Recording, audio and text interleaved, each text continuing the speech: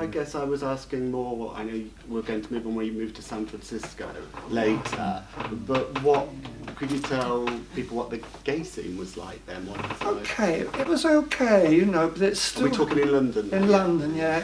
It was still, yeah, we were all so out of it, and we twirled and whirled in heaven with our poppers, and we were all clones, and we all had the same kind of... We overemphasised sex. Too many of us got sex addicted. It was all right. It was free from, you know, it was a chance to experiment from the horrors of the recent past. But it never really had a huge resonance with me. I preferred to troll someone in the street. Trolling in those days meant looking out for a man to... It wasn't anything technical. So I'd like a nice troll and find a beautiful man and go home with him and have sex. And that was for me more interesting than shouting in a club with someone. I mean, it was a facility, but it didn't buzz me too much. But I used it. I used to go and, you know, danced away and I Will Survive. But it didn't have an authenticity to it, really. It didn't feel... It felt like as people came out the door, they put their suit jacket on and put their tie up again, you know. They didn't go out and dance in the street and kiss each other. So they were sort of gay behind a closed door? Yes, I think there was a lot of that. There was a lot of misogyny towards gay women and trans people. I'm afraid to say it was rampant, you know. The muscle Marys and that were hideously horrible to other subgroups, so that I didn't like all that. It's almost like distinct tribes. There was definitely sub-tribes of sub-tribes, and there was the clones and the muscle Marys and the leathers and the chubs and the you know, where are you? So it was there. It was a choice, but it wasn't for me authentic. Okay. It didn't have a real community vibe. It was rather self-centered, and it was rather... Obviously it was centred on sex or meeting people, and I kind of would have hoped that, I kind of still hope that people, when they use whatever meeting things they do, that sometimes they just sit down and take a cup of tea with each other rather than a cup of tea. Yeah? I think there's a place for another way of presenting ourselves and dealing. Of course it's an option and I don't deny it, but I'm rather worried, but that goes forward a bit, doesn't it? And you moved to San Francisco, which at yes, the time was an absolute gay mecca. Yes. Well, can you tell us what that was like? No, I've been very successful as a copywriter in advertising for many years, you know, in the mad ad days that here in England it was going on. And I was a copywriter and creative director. I made a lot of money and bought my flat. But I wasn't really happy, and I think I wasn't happy with my sexual identity, feeling, politics.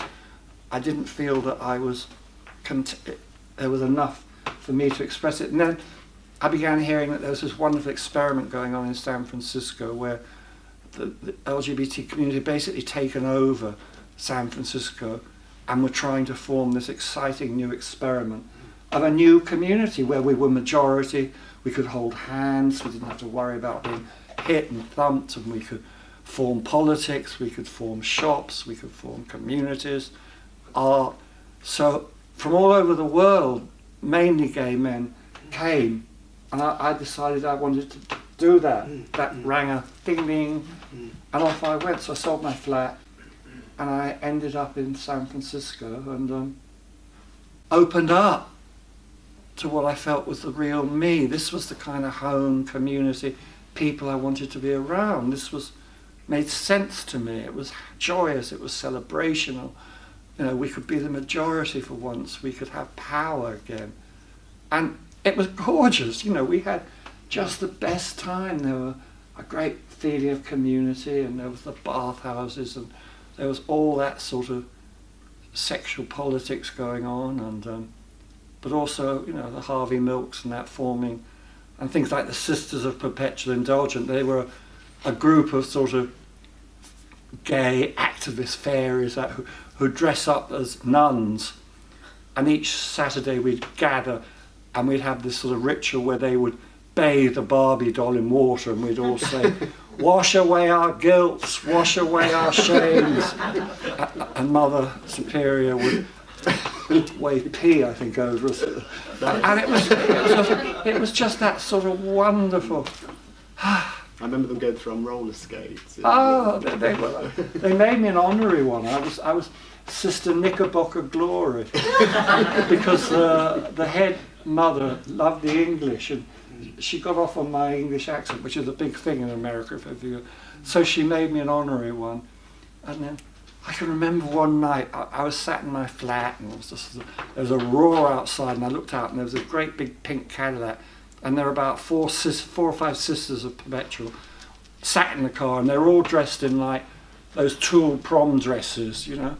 And they came out and said, "Come on, put this on." So they gave me this sort of lilac prom dress. We didn't, you know, put boobs in or makeup. We just went as men with dresses on, and we roared down to the Tenderloin, which is where the sort of sailors and tarts hang out. And we just burst into this bar and grabbed all the sailors off the tarts, gave out condoms, and started sort of dancing. And I was very happy there. It was what It sounded exciting. it was what vibrant. formed me. You know, we all have a core piece to our being, which is happens whenever it happens. Mine happened there. It was there that I learnt about love and hope and difference, community, and I think what I put down there has helped me incredibly navigate my way through what I have done and am doing. So, viva San Francisco, thank you. And for all those that didn't make it, I bless and remember you. Yeah. So, when did you first realise that HIV was in the ether, or was it called HIV? Then, of course, the AIDS was happening. Right. I was living in Thailand. I landed this beautiful job as creative director of a huge American agency, and I had responsibility of Thailand, of selling Thailand around the world. Hey, you know, isn't that difficult? You know, so I was in Thailand on a huge salary. I was living with my lover Sam, who I met.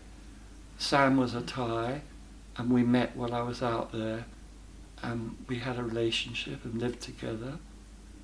Unfortunately, I lost him, 14 years ago to the virus. But at that time, we were living together in this lovely old Thai house, and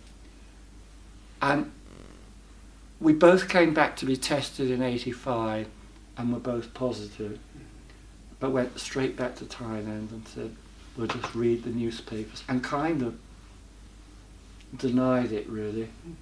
Tell us what it was like if you were having a diagnosis in 1985 with what was going on. It was very early on. It didn't bother me. Well, at that point I thought, okay, I'll look after myself better. Okay. I'll keep informed, which I did, but I was a little distanced from it by being in Thailand, Okay. where the information wasn't as available or as...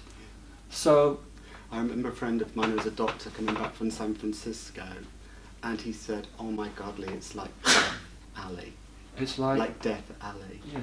But it was just so devastating. He was talking about that early community and coming together, and by that time it was becoming decimated. Yeah. But was you aware of all of that at the time, or because no, you were to be honest, not. Okay.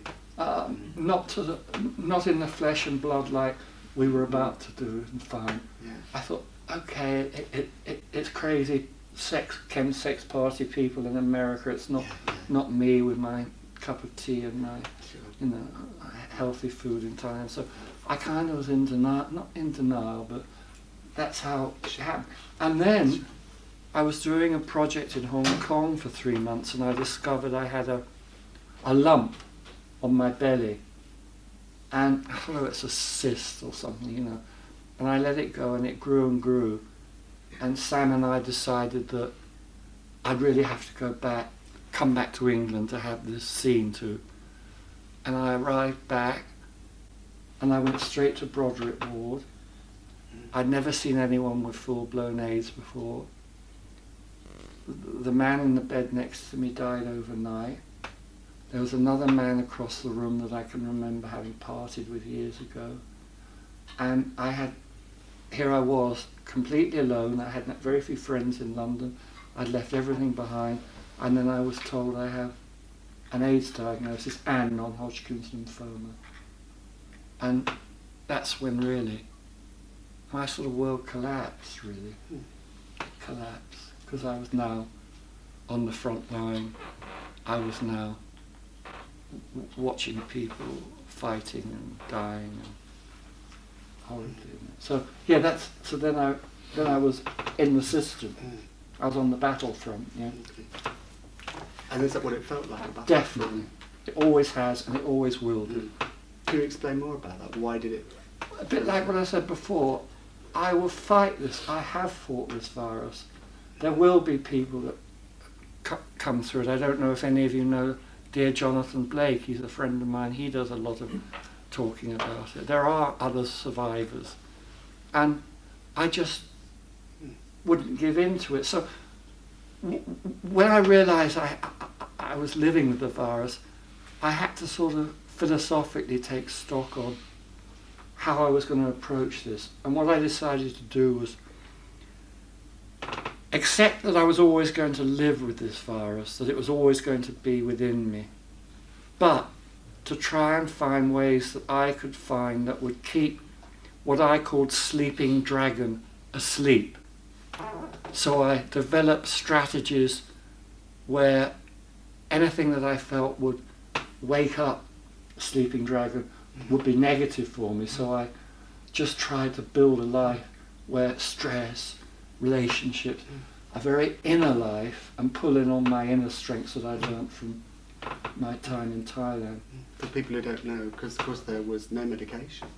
There No, was nothing. well, there wasn't, and then AZT came along, and they offered people AZT at huge doses, bless them. I mean, the doctors had no idea. And Sam and I were both offered it. I decided not to take AZT with its trial doses. Sam did, and he just shrank and shriveled and died. Yeah. AZT, I think, rather than HIV. As you say, at the time, Yeah. people were very desperate, so they would throw anything that they thought would help. But in hindsight, Oh, of it course, was just such desperate times. You have no idea how desperate those days were.